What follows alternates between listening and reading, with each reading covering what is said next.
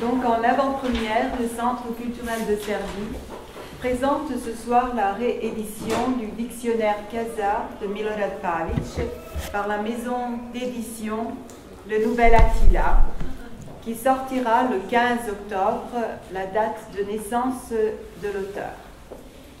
Donc 30 ans après sa sortie, 25 ans après sa première traduction française, ce roman a été reconnu tout d'abord en France comme le livre du XXIe siècle. Il a été traduit dans un très grand nombre de pays et représente un des livres les plus impressionnants de la littérature serbe de la fin du XXe siècle. J'ai le plaisir d'annoncer ce soir la présence de l'éditeur Benoît Viraud,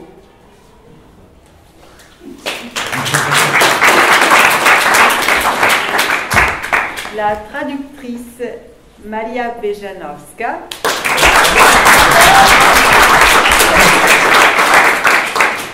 le romancier Vincent Message,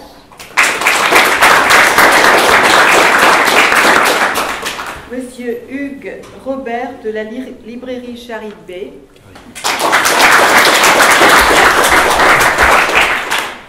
et Gabrielle Cause qui s'est cachée quelque part, la graphiste.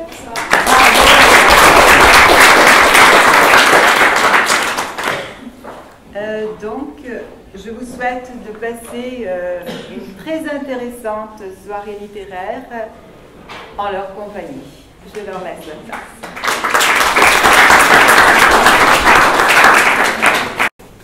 Sigille le lecteur qui n'ouvrira jamais ce livre. Ici, il est mort pour toujours. L'auteur actuel de ce livre assure le lecteur qu'il ne sera pas condamné à mourir après l'avoir lu, comme ce fut le sort de ses prédécesseurs en 1691, quand le dictionnaire Kazar en était encore à sa première édition et avait encore son premier auteur. À propos de cette première édition, il est nécessaire de donner quelques explications, mais afin de ne pas s'étendre inutilement, le lexicographe propose un contrat au lecteur. Le lexicographe écrira ses observations avant le dîner et le lecteur les lira après le repas. Ainsi, la fin poussera le lexicographe à être bref et le lecteur rassasié ne trouvera pas l'introduction trop longue. Un livre peut être une vigne arrosée de pluie ou une vigne arrosée de vin. Celui-ci, comme tous les dictionnaires, appartient à la seconde catégorie. Un dictionnaire est un livre qui demande peu de temps chaque jour, mais qui en prend trop au fil des années. Il ne faut pas sous-estimer une telle perte. Surtout si l'on veut bien admettre que la lecture est de manière générale une occupation douteuse. Par la lecture, un livre peut être guéri ou tué. Il peut être transformé, grossi ou violé. Son fil conducteur peut changer de sens. Il y a toujours quelque chose qui vous échappe. Vous perdez des lettres entre les lignes, des pages entre les doigts, alors que d'autres poussent entre vos yeux comme des choux.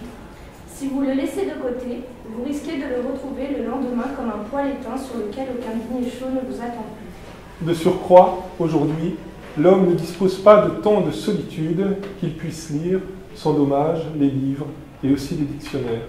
Mais tout a une fin. Le dictionnaire est comme une balance. Il penche d'abord à droite, puis à gauche pour toujours. Son poids passe ainsi de la main droite dans la main gauche, et un mouvement semblable se produit dans la tête du lecteur. Du domaine de l'espoir, les pensées se sont déplacées vers celui du souvenir, et tout est fini. Dans son oreille demeure peut-être encore un peu de la salive de l'écrivain, apportée par le vent des mots avec un grain de sable tout au fond. Autour de ce grain, comme dans une huître, les voix se déposeront pendant des années, et un beau jour, elles se transformeront en perles, en fromage de chèvre noir ou encore en bulles vides quand les oreilles se referment comme un coquillage. Mais cela ne dépend pas du sable. Dans tous les cas, lire un livre aussi gros signifie rester longtemps seul. Sans la présence de qui vous êtes indispensable, car la lecture à quatre mains n'est pas encore courante. L'écrivain en éprouve des remords et il va essayer de se racheter.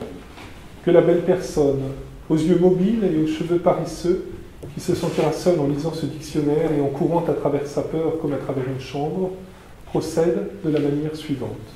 Qu'elle aille donc, le dictionnaire sous le bras, le premier mercredi du mois, à midi, devant la pâtisserie de la place principale de la ville. Là, un jeune homme l'attendra. Comme elle, il a ressenti la solitude en gaspillant son temps à lire le même livre. Qu'ils s'assoient ensemble devant une tasse de café et qu'ils comparent les exemplaires masculins et féminins de leurs livres.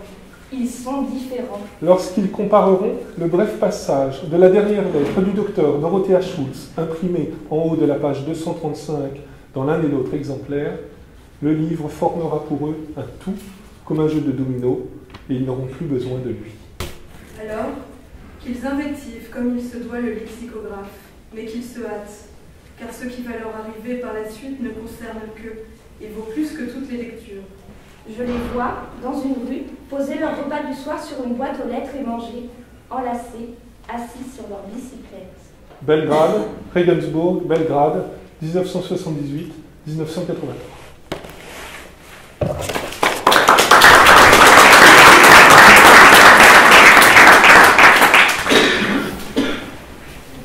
On va essayer de vous faire rêver sans que les chasseurs de rêves soient trop actifs en fait, donc ce soir au dictionnaire Casar. Donc merci beaucoup au Centre culturel serbe de nous accueillir pour cette superbe réédition qui est vraiment un événement pour un livre qui avait disparu, qui était introuvable, qui faisait les joies des bouquinistes et des chercheurs passionnés, mais qui n'était plus accessible. Avant qu'on se mette à parler du texte proprement dit et de littérature, je vais quand même faire un tout petit point historique parce que parmi vous, il y a ceux qui connaissent le dictionnaire Casar, ceux qui n'en ont jamais entendu parler. Les Khazars ont réellement existé.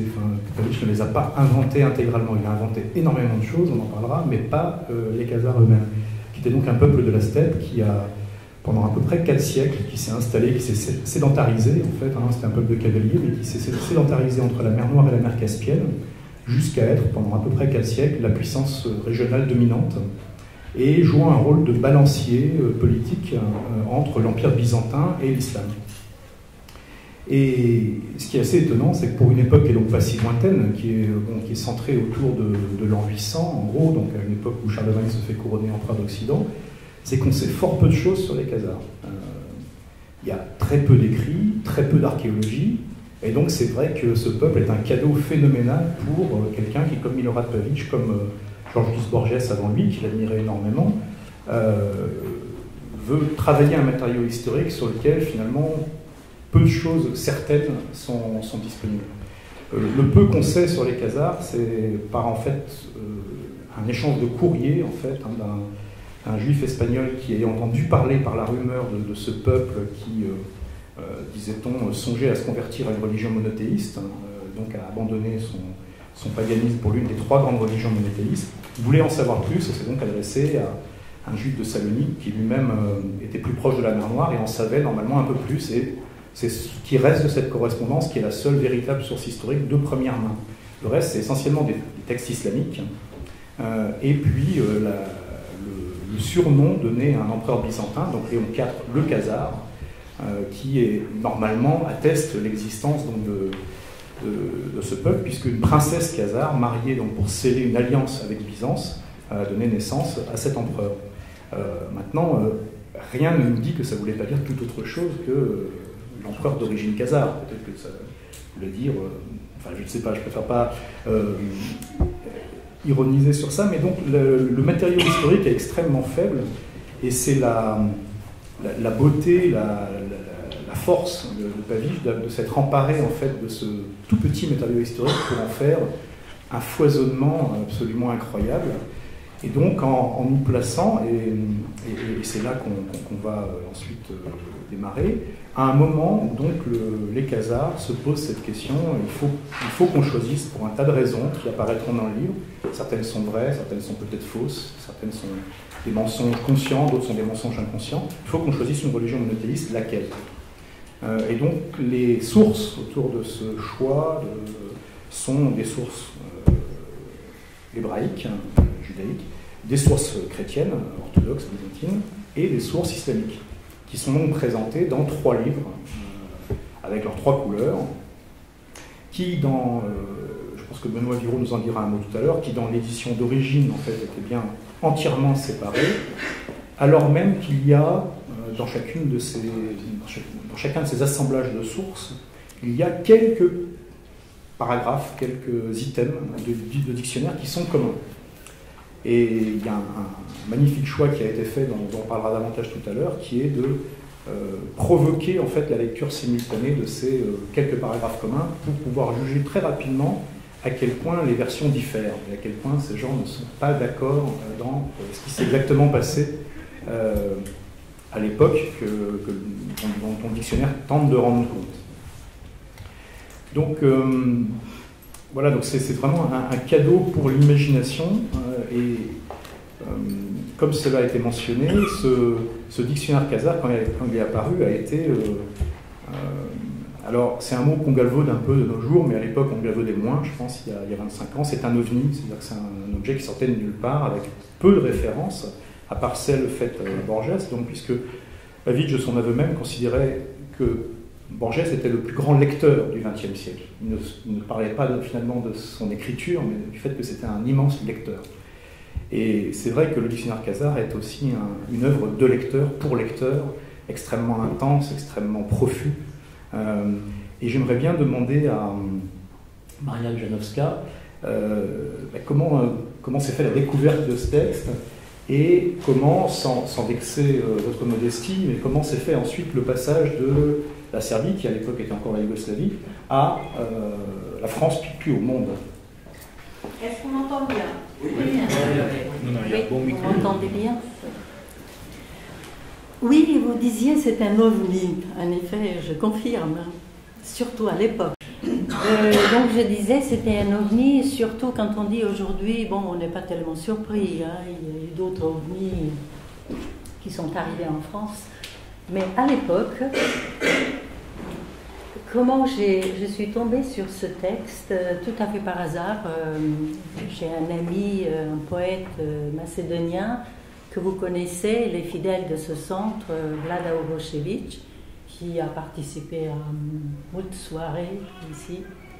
Il est venu un jour à Paris et puis on a déjeuné ensemble et puis entre autres il me dit « Tiens, il y a un texte pour toi. » Ah bon, qu'est-ce que c'est ce texte?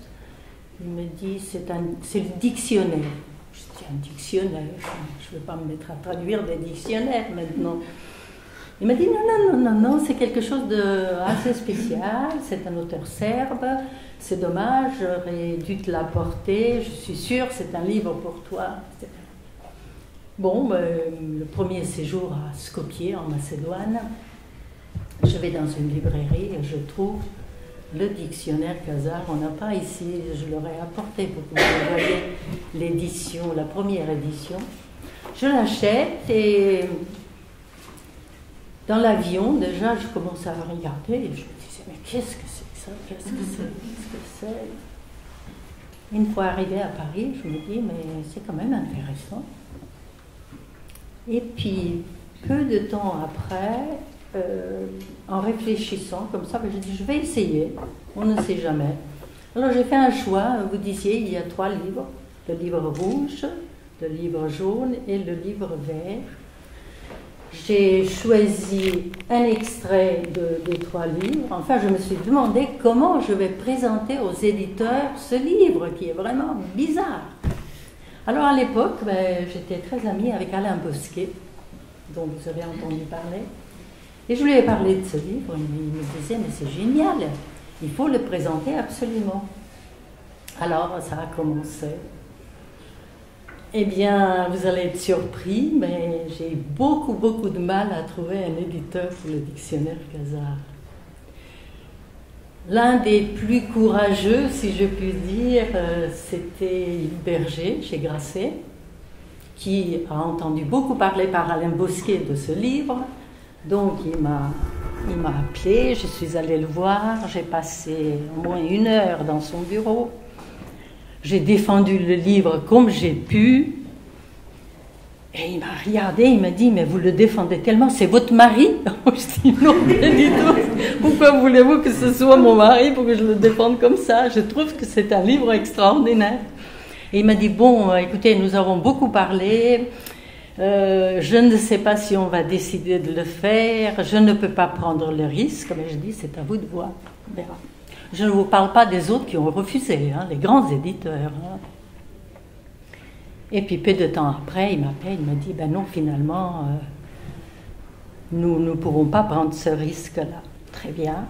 Eh bien, le risque a été pris par Pierre Belfond. Pierre Belfond qui était, pour moi, à l'époque, un véritable éditeur, un éditeur qui savait prendre le risque. D'ailleurs, il a écrit un livre qui est très intéressant, je vous le recommande, où il raconte son histoire. Et il me rappelle beaucoup notre Benoît Viraud, aujourd'hui. Je lui souhaite de devenir aussi grand éditeur que Pierre Belfond, aussi grand découvreur de textes. Eh bien, lui, il a pris le risque et il m'a dit, on le publie, et tant pis. Il y avait le tant pis. Eh bien, au Salon du Livre à Francfort, on s'est arraché, mais vraiment, on s'est arraché avec les droits d'auteur, parce que Pierre Belfond a pris la folie, l'a poussé à acheter même les droits mondiaux. Mais entre-temps, qu'est-ce qui s'est passé? La fameuse émission Apostrophe de Bernard Pivot. Eh bien, Bernard Pivot a ouvert son émission en parlant de dictionnaire Kazar.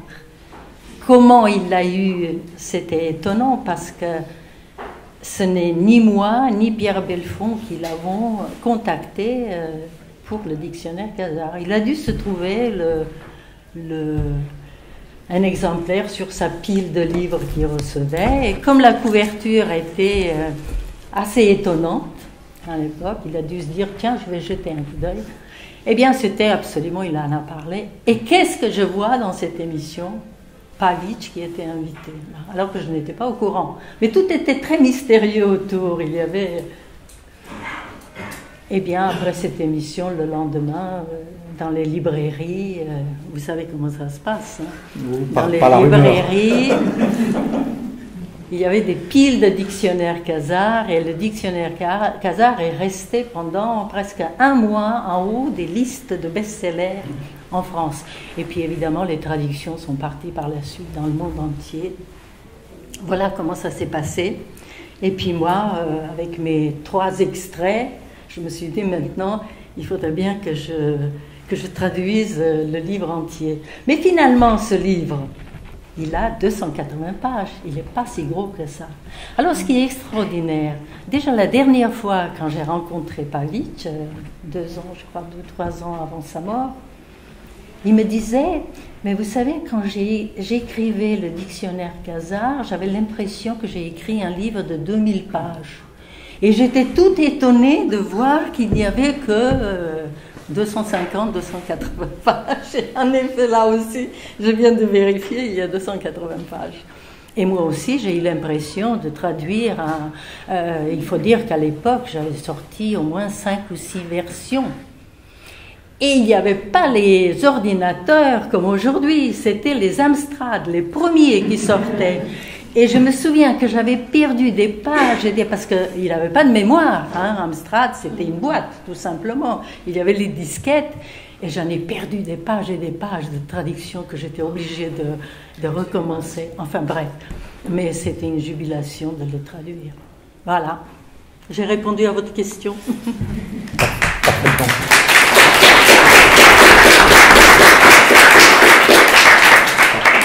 Je vais juste ajouter une toute petite anecdote sur ces questions de traduction, puisque j'ai découvert ça simplement cet après-midi, qu'au moment de la première traduction chinoise en fait, du dictionnaire Kazar, Pavitch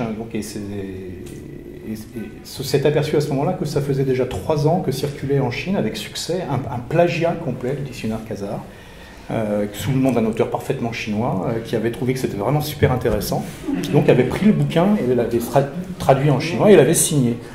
Et une traduction officielle est sortie ensuite en chinois, mais Pavitch ne s'était pas démonté apparemment et avait dit en substance, non quand même, vous vous rendez compte, pour un auteur serbe avec nos 9 millions d'habitants être plagié par un pays qui en a 1 milliard, c'est quand même une sorte de reconnaissance.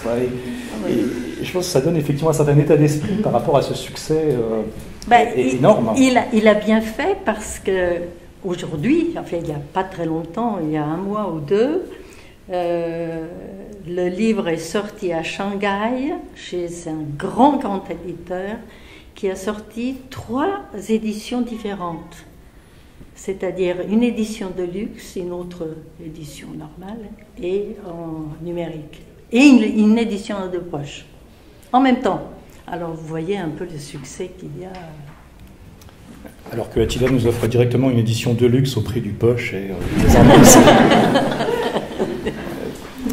Avant de passer, en fait, j'aurais une question pour Vincent Message, mais je pense qu'il est temps de rentrer dans l'écriture, en fait, de Pavic. Et je crois que les lecteurs et les lectrices ont choisi un passage significatif, puisqu'il existe, c'est une entrée du dictionnaire, mais qui existe dans les trois livres et dans les trois couleurs. On va vous lire les passages sur la princesse athée, la princesse des Khazars. Celui que je vais lire fait partie du livre rouge. Son nom signifie les 4 états de l'esprit. La nuit, elle portait sur chacune de ses paupières une lettre, comme celle qu'on inscrit sur les paupières des chevaux avant les courses. Ces lettres appartenaient à l'alphabet khazar qui fut interdit, et celui qui avait le malheur de les lire mourut aussitôt. Les lettres étaient tracées par des aveugles, et le matin avant la toilette, les suivantes servaient la princesse les yeux fermés. Ainsi, elle était protégée de ses ennemis pendant son sommeil. Pour les Khazars, le sommeil était le moment où l'homme est le plus vulnérable. Athée était très belle et pieuse. Les lettres lui seyaient parfaitement. Sur sa table, il y avait toujours 7 sortes de sel, et chaque fois qu'elle voulait manger un morceau de poisson, elle trempait auparavant ses doigts dans un sel différent. C'était sa façon de prier. On dit qu'elle possédait 7 visages, comme il y avait 7 sortes de sel. Selon une légende, elle prenait le matin un miroir et se maquillait d'après un modèle. Un ou une esclave, jamais 2 fois le même, venait poser. Et chaque matin, elle faisait de son visage un nouveau visage, jamais vu auparavant. Selon d'autres légendes, Athée n'était pas belle du tout, mais elle composait les traits de son visage devant un miroir, de telle façon qu'elle réussissait à lui donner une expression qui la rendait belle. Pour obtenir cette beauté factice, il lui fallait fournir un immense effort physique, et la princesse, dès qu'elle se retrouvait seule, se détendait et sa beauté s'éparpillait comme le sel. Moi, je vous lis un extrait du livre jaune, donc les sources hébraïques. Il faut dire que la princesse Athée était la protectrice de la plus puissante secte religieuse khazare, qu'on nommait chasseur ou lecteur de rêves. Son encyclopédie n'était rien d'autre qu'une tentative pour rassembler les notes prises pendant des siècles par ces chasseurs de rêves. Son amant appartenait à la secte et, bien que jeune et doté d'yeux neufs, il en fut l'un des plus célèbres au monde. Un poème de la princesse Athée évoque cette confrérie. Quand le soir nous succombons au sommeil, nous devenons tous acteurs et entrons chaque fois sur une autre scène pour y jouer notre rôle. Et le jour, dans le monde réel, nous apprenons ce rôle. Parfois, nous l'apprenons mal et n'osons pas apparaître sur la scène, mais demeurons cachés derrière d'autres acteurs qui savent mieux les mots et les pas pour ce jour. Mais toi, tu es celui qui vient au théâtre pour regarder notre spectacle et non pour y jouer un rôle. Que ton œil se pose sur moi au moment où j'ai bien appris le mien, car personne n'est sage ni beau les 7 jours de la semaine. Source islamique sur la question khazare, la princesse Athée dans le livre vert. Ainsi la princesse Athée fut-elle condamnée à vivre éternellement. Elle pouvait, sans se presser, revenir d'innombrables fois vers chacune de ses pensées et de ses paroles, car l'éternité l'avait rendue incapable de distinguer dans le temps ce qui précède de ce qui suit. Mais l'amour ne lui était accessible qu'en rêve. Aussi la princesse Athée se consacra-t-elle complètement à la secte des chasseurs de rêves, des religieux khazars qui travaillaient à la création d'une version terrestre du registre céleste dont parle le livre saint. Son habileté et celle des moines lui permettait d'envoyer des messages dans les rêves d'autrui, par exemple ses propres pensées ou d'autres et même des objets. La princesse Athée pouvait apparaître dans le rêve d'un homme de 1000 ans plus jeune qu'elle, et elle savait aussi transmettre un objet à une personne qui la voyait en songe, aussi simplement que le ferait un messager sur un cheval abreuvé de vin, mais plus vite, beaucoup plus vite. On a décrit une des expériences de la princesse Athée. Elle avait mis la clé de sa chambre dans sa bouche et attendait d'entendre une musique et une voix fragile de jeune fille qui dirait « Les actes de l'homme sont comme les mets, et les pensées et les sentiments comme des assaisonnements. Pour celui qui sale les cerises ou arrose de vinaigre un gâteau, tout ira de travers. » Lorsque ces mots furent prononcés, la clé disparut de la bouche de la princesse, et elle sut, dit-on, que l'échange était réalisé. La clé était allée à celui à qui les mots étaient adressés, et les mots étaient parvenus à la princesse Athée. en échange de la clé.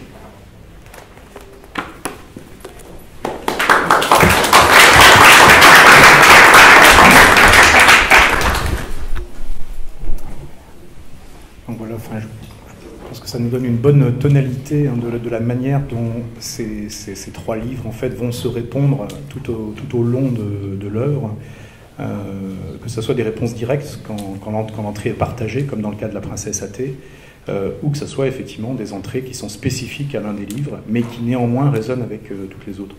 Et on va revenir sur cette question du foisonnement qui lui permet effectivement, comme le disait Maria Bejanowska, ce petit miracle de donner l'impression à la lectrice ou au lecteur en 280 pages d'en avoir parcouru des milliers sans la douleur d'en parcourir des milliers. Enfin, et ce qui est une prouesse impressionnante.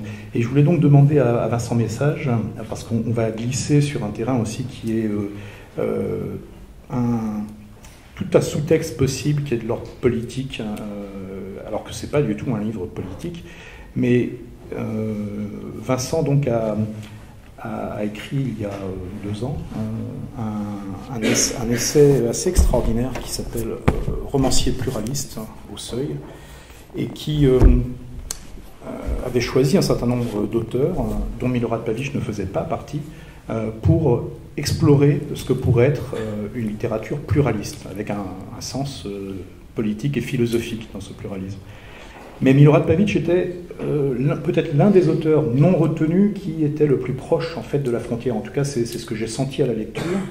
Et je m'étais donc demandé comment en fait s'était produit ta rencontre avec Milorad Pavić, et effectivement comment il s'était inséré à la frontière du projet romancier pluraliste. Oui, alors moi j'ai découvert Pavić, si je veux en faire un récit biographique, puis ensuite je prends un autre point de vue qui me paraît plus crédible, mais pour en faire un récit biographique, j'ai découvert Pavić à New York, une année où j'étudiais là-bas, et dans un cours où intervenait en particulier le romancier turc Orhan Pamuk. Et le programme de ce cours avait été conçu par Pamuk et par un autre enseignant qui s'appelle David Damrosch. Et c'était un cours sur les identités, le jeu des identités, les doubles identités, etc. Donc on lisait pas mal de livres de Pamuk. On lisait des livres assez joueurs aussi. On lisait Pérec, par exemple, La vie mode d'emploi. Enfin, pas mal de livres qui sont assez tourbillonnants autour de ces questions. Et à l'époque, là-bas, le dictionnaire Khazar était encore disponible.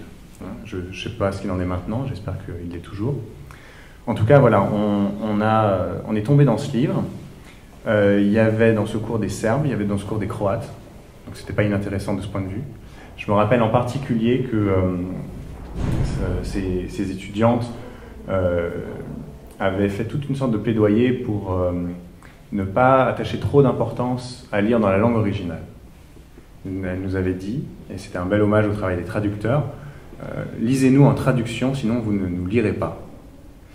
Et c'est vrai qu'à l'université, on est encore un peu circonspect dans le fait de travailler sur des œuvres dont on ne connaît pas la langue originale. Donc c'est aussi une des raisons pour lesquelles Pavić, pour moi, n'était pas un auteur central dans mon travail quand j'ai fait ensuite cette thèse qui est devenue un essai romancier pluraliste, parce que mes connaissances en serbe ou croate sont un peu limitées. Mais pour moi, c'est vraiment ce que j'appelle un romancier pluraliste. C'est-à-dire c'est vraiment quelqu'un qui cherche à conjuguer dans un espace narratif, dans une forme, des points de vue différents, des traditions culturelles différentes, à montrer des affrontements entre des valeurs différentes, et en essayant de pousser la chose assez loin. Alors, ça c'est la raison biographique. À mon avis, la rencontre s'est faite aussi d'un point de vue astrologique, mais je viens de l'apprendre en fait, puisque Pavić est né le 15 octobre, ce qui est également mon cas, et donc nous sommes tous les deux Balance. Et je suis heureux de savoir que le livre sortira jeudi. Et merci Benoît pour ce cadeau. Et en fait, pourquoi je pense que c'est intéressant? Parce que en astrologie, les balances ont tendance à vouloir réconcilier les points de vue. Et il est tout à fait possible que je me sois mis à écrire sur le pluralisme parce que je suis balance. Je crois absolument pas à l'astrologie, hein, mais je fais une version pavicienne ce soir. Et donc ce qui est fascinant dans ce livre, c'est que on a donc 3 points de vue qui parlent parfois des mêmes objets les mêmes événements, parfois d'événements différents. Et à chaque fois, on est dans ce jeu de décalage. Donc, les brouillages, ils sont multiples. Il y en a un qu'on a entendu déjà à la lecture et par rapport à ton introduction, Hugues, qui est la reprise par Pavitch de cette tradition borgésienne où le réel, l'histoire, la fiction, la poésie ne forment plus des compartiments séparés dans l'ordre des discours, mais sont liés et sans que les transitions soient marquées. Je vous lis une autre phrase, par exemple, qui montre ça. Peu de temps après cette conversion, le royaume des Khazars cesse d'exister. Le kniaz Sviatoslav, un des seigneurs russes de la guerre, le croqua au Xe siècle comme une pomme sans descendre de son cheval. La capitale des Khazars, qui se trouvait à l'embouchure de la Volga, au bord de la mer Caspienne, fut détruite en 943 par les Russes, qui l'avaient assailli 8 jours et 8 nuits durant, sans dormir. Aussi, l'État khazar fut-il anéanti entre 965 et 970.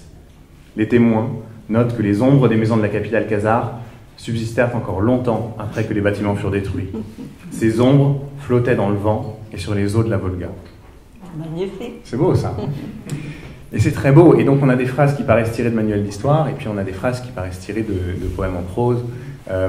Et en cela, il renoue, après Borges, avec cette idée d'un continuum des savoirs. C'est-à-dire que le mythe a aussi sa puissance, la poésie a aussi sa puissance. On ne va pas être dans quelque chose de plus rationaliste où on séparerait les discours selon leur degré de vérité. Et ça, c'est quelque chose qui est très cher à l'ensemble de ceux que j'appelle les romanciers pluralistes. Cette idée que chaque mode d'approche du réel, chaque type de connaissance du réel apporte quelque chose et qu'on ne peut pas en dévaluer certaines dans un esprit un peu positiviste en disant voilà la vérité, et puis d'autres qui seraient au contraire de la fiction, donc du mensonge, donc du simulacre, donc des choses d'un ordre moins élevé dans la hiérarchie des discours. Alors, pour rebondir sur ce que tu dis, je trouve qu'il y a une chose qui est assez extraordinaire dans le dictionnaire khazar, enfin dans le travail de Pavitch autour de ça, c'est qu'effectivement on est vraiment dans cette situation complètement borgésienne où la réalité s'échappe de la fiction et puis finit par envahir des grands bouts de réel de façon complètement inattendue, des années après que l'œuvre a été produite.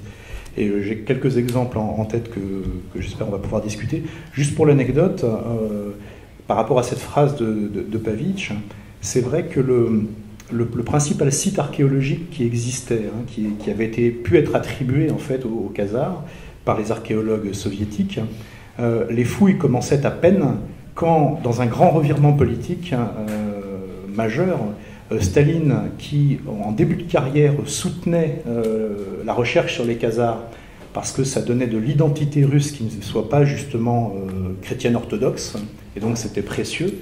Au moment où il a fallu faire appel pour la Grande Guerre patriotique à toutes les valeurs justement de la Russie orthodoxe, là au contraire les Khazars sont devenus quelque chose de totalement tabou, et du coup l'archéologie khazare a été quasiment anéantie et le principal chercheur a eu une fin de carrière assez miséreuse. Et ce site khazar archéologique, donc à peine entamé, s'est retrouvé être au fond d'un lac de barrage quelques années plus tard, ce qui rend beaucoup moins pratique la poursuite des fouilles désormais. Et effectivement, il y a une sorte de destinée, dès qu'on croit qu'on tient quelque chose sur les Khazars, ça se met à disparaître.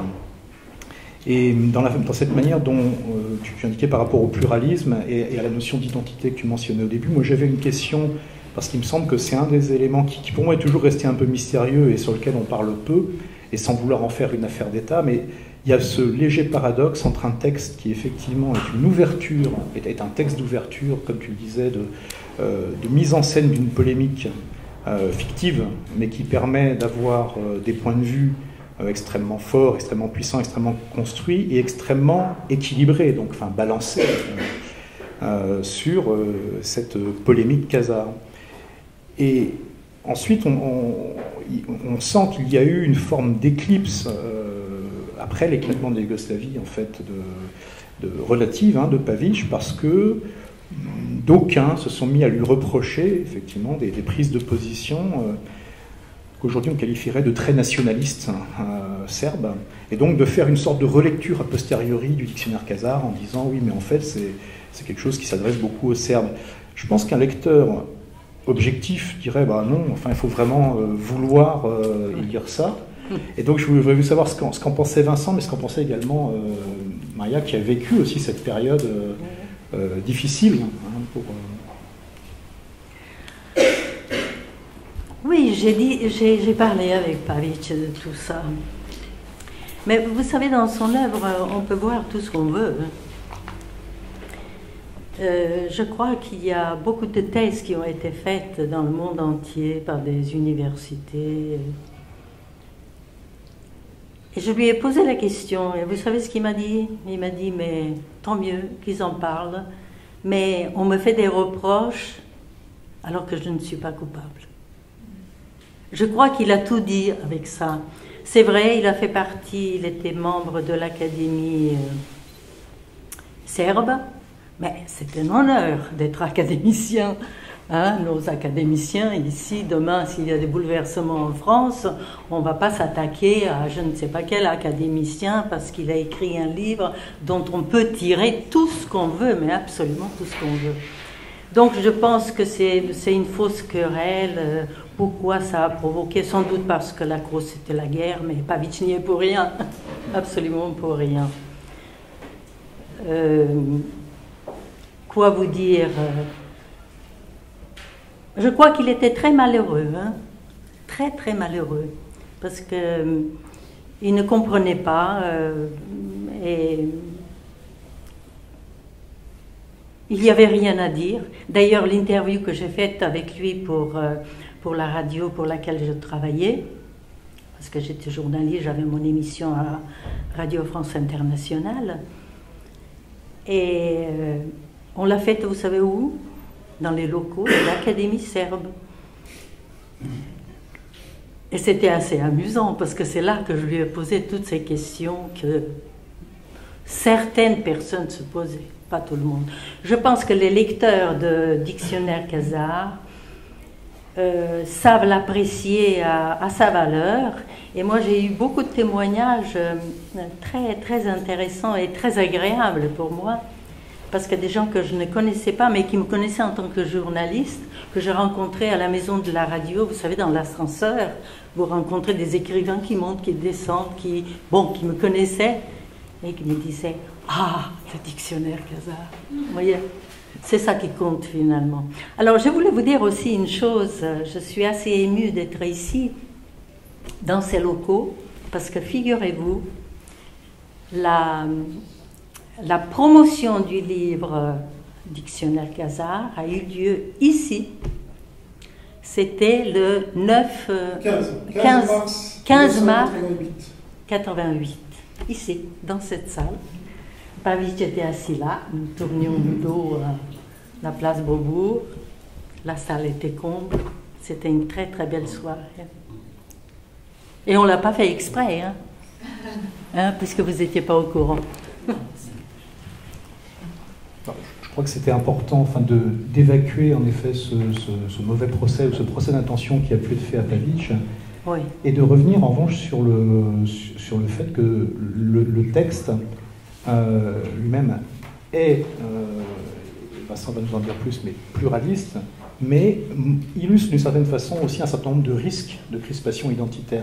Et je trouve intéressant, je suis tombé par hasard sur une belle phrase, qui m'a frappé en tout cas, de Milorad Pavic dans une interview qu'il a donnée en 1998 à la Review of, pardonnez-moi mon accent en anglais qui est aussi atroce que mon accent serbe, Review of Contemporary Fiction, et dans lequel il disait en substance, c'est lorsque nous arrivons à visualiser nos plus fortes peurs que nous pouvons produire notre meilleure littérature. Et je trouve que c'est un ouvre-boîte intéressant aussi pour le dictionnaire Khazar, parce que dans le dictionnaire Khazar, il y a aussi une forme de conjuration d'un certain nombre de peurs qui, me semble-t-il, s'y trouvent. Je vais vous dire une chose aussi à ce sujet. Dans le livre rouge, par exemple, vous avez sur méthode, Cyril et Méthode. Cyril et Méthode, vous savez, c'est eux qui ont créé l'alphabet cyrillique. Alors moi, je me souviens, moi, que je suis d'origine macédonienne, et je me souviens quand le dictionnaire Khazar était publié, donc à l'époque, les éditeurs macédoniens boudaient Pavic, parce qu'il n'a pas dit qu'ils étaient d'origine macédonienne. C'est pour vous dire comment vous pouvez tirer tout ce que vous voulez, absolument tout ce que vous voulez, d'un livre comme celui-là. Enfin, vous qui connaissez un petit peu, je pense qu'il y a pas mal de mes compatriotes ici. Donc, il y a ce passage d'ailleurs qui est très très beau sur Cyril et Méthode, comment ils ont créé l'alphabet cyrillique. C'est absolument magnifique. C'est dommage, je vous l'aurais lu. Il est très court, mais je ne le trouve pas. Pour finir là-dessus, peut-être, je voudrais vous lire aussi une citation de Pavić. Il dit « J'ai été l'écrivain le moins lu de mon pays jusqu'à 1984 pour devenir ensuite le plus largement lu. À ma grande surprise, mes livres ont déjà été traduits 73 fois en diverses langues. En fait, je n'ai pas de biographie, j'ai seulement une bibliographie. Les critiques en France et en Espagne ont dit que j'étais le premier écrivain du XXIe siècle. Mais je suis un enfant du XXe siècle, où l'innocence et non la culpabilité devaient être prouvées. Je n'ai tué personne, mais on m'a tué, longtemps avant ma mort. Il aurait été bien meilleur pour mes livres que leur auteur fût turc ou allemand. J'ai été l'écrivain le plus connu du pays le plus haï au monde, la nation serbe. » Donc ça, c'est ce qu'il dit lui. Si on regarde maintenant le livre, moi ça m'intéresse aussi de voir comment ces enjeux sont transposés dans le livre d'une façon très générale. Moi je ne connais pas bien l'histoire de la région, mais ce qui est sûr, c'est que ça raconte l'histoire d'un peuple qui va se convertir collectivement à la suite de son souverain à un des trois grands monothéismes. Alors déjà, c'est une histoire très étrange, parce qu'on sait que les religions viennent parfois comme ça d'en haut et puis se répandent ensuite sur le peuple, mais la manière dont les choses sont organisées est extrêmement étrange, puisque le Kagan, donc le roi khazar, organise une polémique et fait venir des représentants de chacune des trois grandes religions. Et on pourrait se dire que du coup ça va être un débat rationnel et que celui qui a les meilleurs arguments rationnels va l'emporter. Il n'en est rien, puisque quand on lit à la suite les uns des autres les trois entrées polémiques, ça ressemble plutôt à des joutes d'énigmes. Et vous avez eu un petit peu cette tonalité du texte à travers les lectures de Benoît, Elsa et Clara, c'est ça? Oui. C'est-à-dire, comme dans un texte religieux, en fait, il y a des paraboles. Il y a des paraboles dont chacune mériterait en fait des gloses qui pourraient nous emmener très loin. Et puis le sens échappe. Et les revirements lui-même du Kagan ne sont pas toujours compréhensibles. Ce qui est sûr, c'est que généralement, les trois sources sont d'accord sur une chose, qui est que le Kagan balance d'un côté, et qu'au dernier moment, la princesse athée, qu'on connaît maintenant, intervient et le fait changer d'avis. Et que du coup, c'est quelqu'un d'autre qui emporte la décision. Quels sont malgré tout les arguments qui sont évoqués dans cette polémique? Il y a la question de savoir si les religions en question sont puissantes ou pas. Alors, l'islam et le christianisme orthodoxe le sont, à l'époque. Le judaïsme l'est beaucoup moins. Mais alors, que tirer de cet énoncé-là? C'est ambivalent pour le Kagan. De temps en temps, il se dit c'est bien de se convertir à une religion qui n'a pas d'armée, donc qui n'est pas une puissance, qui ne va pas nous embrigader. Et à d'autres moments, il se dit au contraire, et Athée, dans un des épisodes, le convainc de ça, si ce peuple était vraiment le peuple élu, il ne serait pas dispersé sur la surface de la terre, il aurait sa terre promise, donc le fait qu'il n'ait pas d'armée prouve bien qu'ils mentent en disant qu'ils sont le peuple élu. Et ça fait réfléchir le Kagan. Un autre argument qui est évoqué, c'est la question de la langue. Est-ce que vous devez adopter une langue en adoptant une religion? C'est le cas pour le judaïsme, c'est le cas pour l'islam, c'est pas le cas pour le christianisme orthodoxe, où le représentant du christianisme ouvre grand en disant « vous pourrez garder votre langue, nous, notre religion, elle se décline en plusieurs langues, elle ne va pas avec un texte saint qui n'aurait son authenticité, son statut sacré seulement dans une langue ». Et là aussi, ça fait réfléchir le Kagan. Donc tout ça est en fait assez... je ne sais pas comment ça s'est passé dans la réalité, on a beaucoup de mal à le savoir d'ailleurs, mais ce qui est sûr, c'est que ça ne ressemble pas à la manière dont les peuples choisissent ou non leur religion, qui sont quand même beaucoup plus de l'ordre de l'héritage que de la décision à un moment donné, un jour J, où la décision se prend et ensuite tout se répercute. Néanmoins, si on veut avoir une lecture géopolitique des choses, mais à l'intérieur du livre, les Khazars sont quand même un petit peuple, et comme l'a dit Hugues en introduction, ils sont coincés. Ils sont coincés entre l'islam et le christianisme orthodoxe. Et donc, au sein de leur État, ils sont majoritaires. Mais au fond, à l'échelle géopolitique plus globale, ils se sentent menacés. Ils ont un complexe un peu de Masada, on dirait, un complexe d'assiégé. Et donc, ce qui est très intéressant politiquement aussi dans le livre, c'est que s'exprime ce que dans l'essai j'appelle le ressentiment majoritaire, c'est-à-dire l'idée qu'au sein même de l'État khazar, les minorités religieuses, que sont les juifs, les orthodoxes, les musulmans, sont mieux lotis que les khazars païens eux-mêmes. En tout cas, c'est comme ça que vivent les khazars. Ils disent, par exemple, les khazars sont les seuls à devoir participer, à devoir faire leur service militaire, me semble-t-il. Les autres n'ont pas à le faire. Il y a un certain nombre de charges de la fonction publique qui ne sont assumées que par les khazars. Donc les khazars sont dominants, et en même temps, ils ont un ressentiment vis-à-vis des minorités. Et ce ressentiment est exprimé à un moment donné dans le livre par un petit garçon, qui est en fait la réincarnation d'un démon échappé des enfers, et qui dit la chose dans le présent, dans les années 80, puisque le livre connaît plusieurs époques. Hein. Il y a une de ces époques qui est les années 80. Peut-être qu'il faudra qu'on parle après des trois époques. Hein. En tout cas, ce petit garçon, qui n'a rien d'un petit garçon, qui est en fait un diable, hein, nous dit la chose suivante, qui n'est... C'est pas le porte-parole de Pavic, hein, mais il se fait l'écho d'une opinion largement répandue, y compris dans la France de 2015. Au nom de la démocratie, les petits peuples terrorisent les grands. Regarde le monde autour de nous. L'Amérique blanche a peur des Noirs, les Noirs des Portoricains, les Juifs des Palestiniens, les Arabes des Juifs, les Serbes des Albanais. Les Chinois ont peur des Vietnamiens, les Anglais des Irlandais. Les petits poissons mordent les ouïes des gros. Votre démocratie a lancé une nouvelle mode. Ce ne sont plus les minorités, mais la majeure partie des habitants de cette planète qui vit maintenant dans la peur.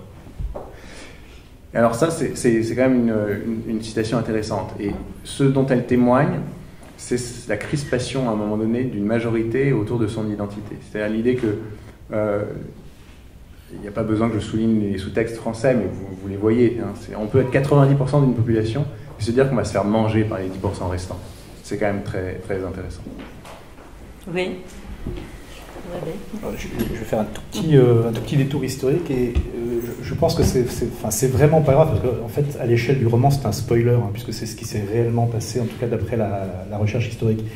Mais Milorad Pavic, quand il l'a écrit, il y avait toute une partie des informations historiques dont il disposait bien entendu, puisque bien qu'étant romancier il ne dédaignait pas de faire des recherches parce que c'est quelqu'un, on l'a mentionné au début, qui est très joueur, enfin son écriture, et on pourrait dire un mot peut-être tout à l'heure de certains de ses autres romans, a certainement à venir prochainement au Nouvel Attila, puisqu'ils ne sont plus disponibles non plus en français en œuvre. Très joueur, mais un érudit absolument extraordinaire. Voilà. Alors un érudit qui joue, ça donne des chefs-d'œuvre. Exactement, et c'est quelqu'un donc, qui, cette part de recherche, de sources à accumuler pour choisir ensuite ce qu'on en utilise ou pas, et la façon dont on l'agence, jouait un rôle vraiment important. Donc il y a toute une partie du matériau historique qui existe, hein, même s'il est ténu sur les khazars dont il disposait. Il y a aussi une partie du matériau dont il ne disposait pas, puisqu'il a été exhumé après l'écriture du dictionnaire khazar, et même pour une partie tout récemment. Et avant de revenir sur cet aspect politique, je trouvais qu'il y avait cet aspect formidablement ironique et totalement borgésien, et qui serait, justement pour quelqu'un comme Pavic, avec ce côté malicieux qu'il avait, qui est étonnant, c'est que ce livre qui traite d'une polémique fictive, même si elle a un côté extrêmement emblématique, comme le mentionnait Vincent à l'instant, autour des khazars ont été engendrées ces dernières années de nouvelles polémiques qui sont hallucinantes quand on y pense, puisque au moment où, et ça Pavic le savait bien évidemment, au moment où il l'écrit, enfin où il le publie, plus exactement en 1984, ça fait 8 ans que Arthur Koestler a publié donc la 13e tribu, qui, à partir de l'existence avérée des khazars et d'une recherche historique modeste dans les années 70, lance comme hypothèse, mais lance comme hypothèse à la manière d'Arthur Koestler, c'est-à-dire avec une façon d'affirmer extrêmement forte, alors même que lui-même n'est pas nécessairement dupe du fait que c'est une bouteille jetée pour qu'on y réfléchisse, mais en attribuant l'ensemble de la descendance ashkénaze en fait aux khazars, c'est évidemment une levée de bouclier instantanée dans l'ensemble du monde des études judaïques et de la religion juive. Il dit non mais ça va pas, il est complètement fou Arthur Koestler, c'est impossible. Et donc ça fait une polémique qui va aller s'amplifiant au fil des années. Parce que dans le peu de sources dont on dispose, il semble qu'effectivement c'est bien la religion juive qui a été choisie. et pour des raisons qui apparaissent en filigrane, en fait, puisque Pavich, lui, dit non, c'est une polémique, on ne sait pas. Mais la base géopolitique, celle que Jacques Lettigorski et Jacques Sapir détaillent dans l'Empire khazar, donc le point des recherches en 2005, rappelle qu'effectivement, quand on est coincé entre un islam conquérant et Byzance qui, même si pendant 2 millénaires, Byzance passera par des hauts et des bas très très régulièrement, est quand même une énorme puissance comparée aux Khazars, et qu'aller choisir la religion de l'un, c'est renoncer définitivement à pouvoir jouer le balancier et la force d'équilibre entre les deux. Donc il faut en fait prendre la troisième religion, celle qui effectivement n'a pas d'armée, pas de puissance, et n'a qu'un prestige moral au fond, et que c'est le bon choix géopolitique. Mais récemment, et ça Arthur Koestler n'y est pour rien, et je crois Milorad Pavich non plus, depuis 3 ans, des chercheurs de l'Université de Jérusalem, en fait, alors également pour des questions de crispation, parce qu'il y a le livre de Shlomo Sand, Comment fut créé l'État d'Israël, qui est passé par là, donc il y a une nervosité autour de ces questions, mais qui vient dire non, les Khazars, en fait, soit n'ont jamais existé, soit ne se sont jamais convertis au judaïsme. Donc viennent remettre en question 30 ans de recherche en disant non, parce que si les Khazars s'étaient convertis au judaïsme, ça veut dire qu'il y a bien des juifs qui ne viennent pas d'Israël, et donc ça pose des problèmes à nouveau géopolitiques. Et donc, ce que je trouve fascinant, qu'en 2015, sur une polémique inventée par un romancier joueur et suprêmement intelligent et documenté, il y a des polémiques réelles commencent à vivre, en fait, et ça a un côté terrifiant, justement par le fait que la littérature crée le réel. Ça me fait penser, un jour, parce que Pavich voyageait beaucoup, hein, moi je regrette beaucoup que sa femme ne soit pas là, Yasmina Mikhailovich, qui est une grande spécialiste de Pavich. Elle aurait eu des choses à dire. Mais en ce qui me concerne, je me souviens un jour, je reçois une carte postale de Pavich. Il ne m'avait jamais envoyé une carte postale. Nos correspondances, que je garde d'ailleurs, c'était toujours autour des mots, de ceci, de cela. Une carte postale de Novi Sad, c'est la ville qui est au nord de Belgrade, au centre de Voïvodine, avec des vieilles maisons et une flèche qu'il a mise lui-même en montrant le toit, le grenier d'une maison. Et simplement, il m'a dit, ça, c'était la maison de son grand-père, ou je ne sais pas qui. Alors évidemment, moi, qu'est-ce qu'il a trouvé dans ce grenier? Mais il ne m'a jamais répondu, il ne me l'a jamais dit. Alors, je ne sais pas, c'est une énigme où il s'amusait, mais c'était quand même assez curieux. Et je l'ai gardée, cette carte postale, c'était assez amusant.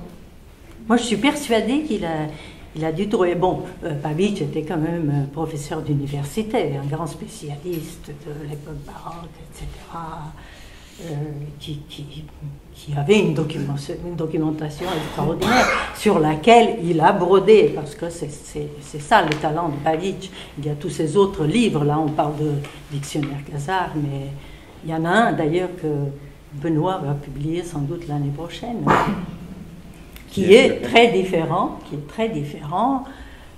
mais dans lequel, évidemment, il y a des allusions encore sur le dictionnaire khazar.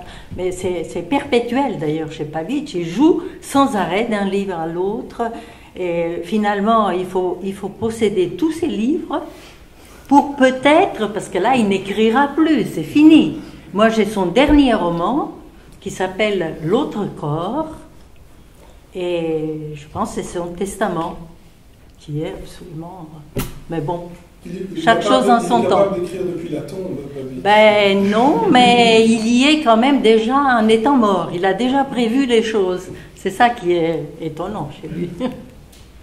Peut-être pour revenir sur toutes les couches historiques qui font que nous, participants de cette histoire, on est à un sort de réédition, mais le dictionnaire khazar se présente déjà comme une réédition. Ça, c'est peut-être important de le dire. Après la polémique, la princesse athée écrit une encyclopédie qui est un cycle de poèmes pour raconter ce qui s'est passé en fait. Et puis ces poèmes se dispersent, peut-être comme son visage change, comme son visage change ou comme le sel se disperse. D'ailleurs, moi, on en parlera après, mais dictionnaire, encyclopédie, pour pas vous induire en erreur, ça s'appelle dictionnaire, mais ça ressemble beaucoup plus à une encyclopédie, c'est-à-dire ça ne définit pas des mots. Il y a des entrées, et à ces entrées correspondent ce qui, dans une encyclopédie réelle, serait un contenu de connaissance, et ce qui, dans ce livre, est des histoires fragmentaires, hein, simplement toujours sourcées, mais sourcées de façon fantaisiste. Bon, donc il y a ce livre de la princesse athée. Ensuite, il y a des chercheurs qui cherchent à reconstituer ce qui s'est passé autour des khazars, et notamment autour de la polémique. Et ça les obsède. Et ils se cherchent aussi les uns les autres. Depuis les trois religions, l'islam, le christianisme, le judaïsme, ils rêvent les uns des autres, et ils se cherchent les uns les autres. Ils veulent se réunir pour assembler les sources. Et il y a un moment, au XVIIe siècle, où un premier dictionnaire khazar, en 1691, je crois, est édité par un type qui s'appelle Dobmanus, mais l'Inquisition brûle tous les exemplaires, n'en laissant subsister que deux, sous une serrure d'or ou d'argent, l'un sous une serrure d'or, etc. Manuscrit empoisonné.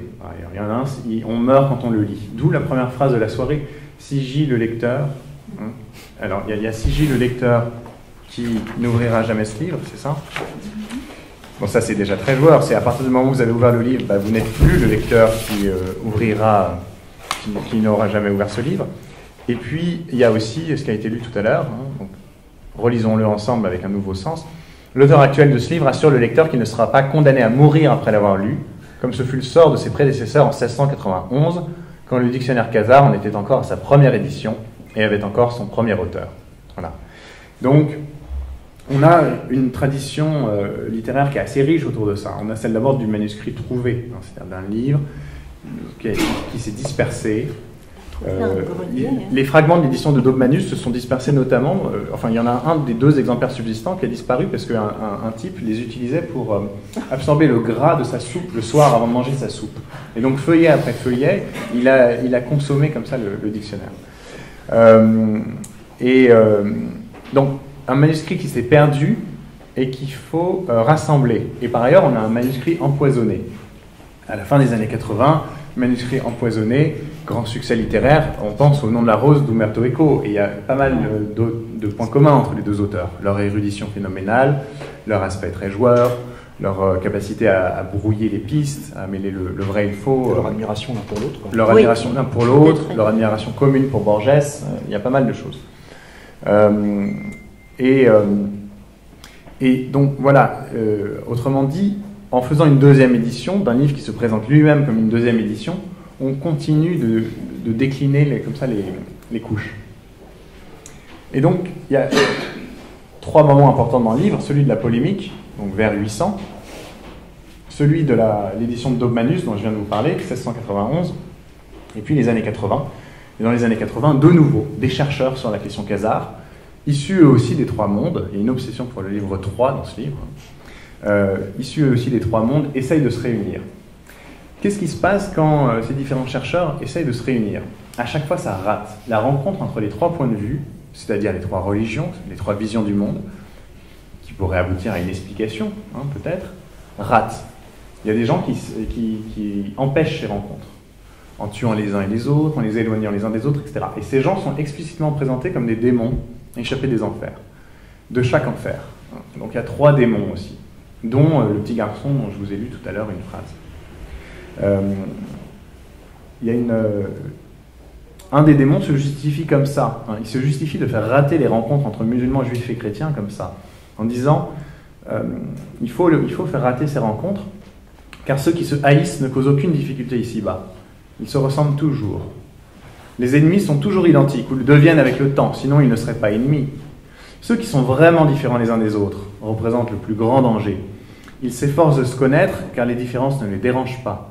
Ce sont les pires. Voilà, donc, il y a une sorte de...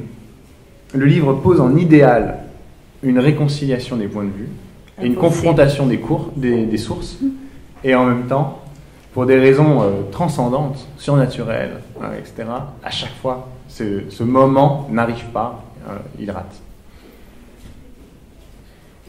Mais c'est la réalité, en fait.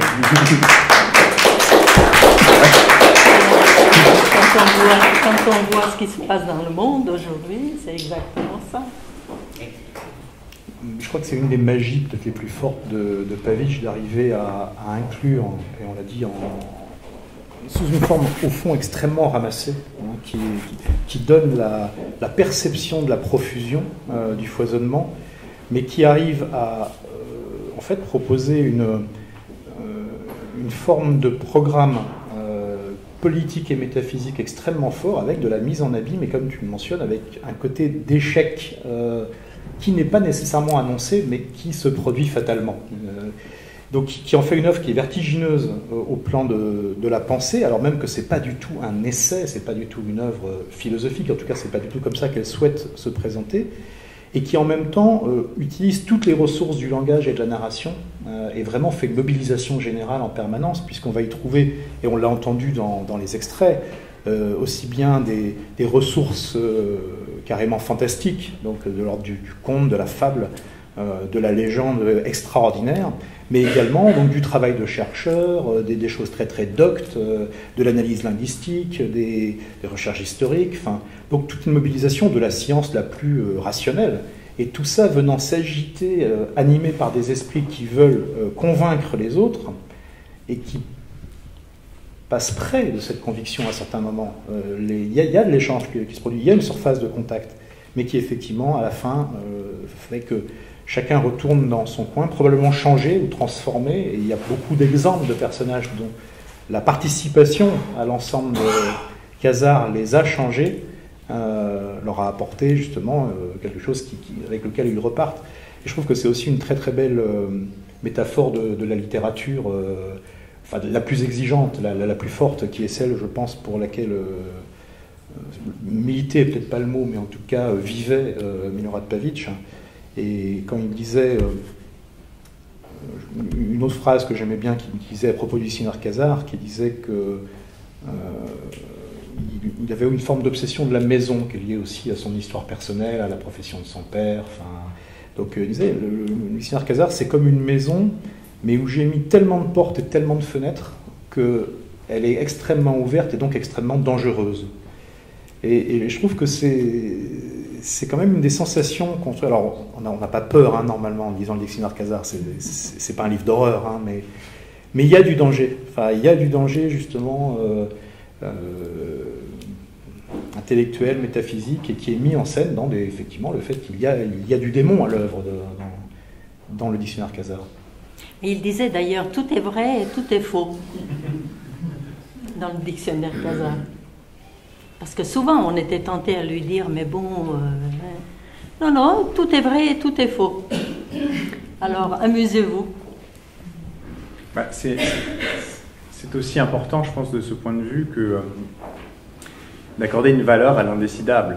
Il organise vraiment l'indécidable. Il ne fait pas un roman policier où, après plusieurs témoins, il existe des romans policiers où à lire les témoignages des différents témoins, le lecteur finit par savoir la vérité. Il est le seul à le savoir, aucun personnage de l'intrigue ne la connaît, mais le lecteur, lui, a le fin mot. Un livre qui fonctionne sur ce principe, qui est un très bon polar historique, par exemple, c'est Le Cercle de la Croix d'Ian Pias. Si vous n'avez pas lu ça, je vous recommande. Ça se passe dans l'Angleterre du XVIIe siècle. 4 narrateurs racontent une même affaire criminelle. De narrateur en narrateur, on n'a pas du tout la même version. On en apprend beaucoup plus sur qui sont réellement les gens, en quoi ils mentent, en quoi ils cachent des choses qui en fait sont décisives pour comprendre ce qui se passe.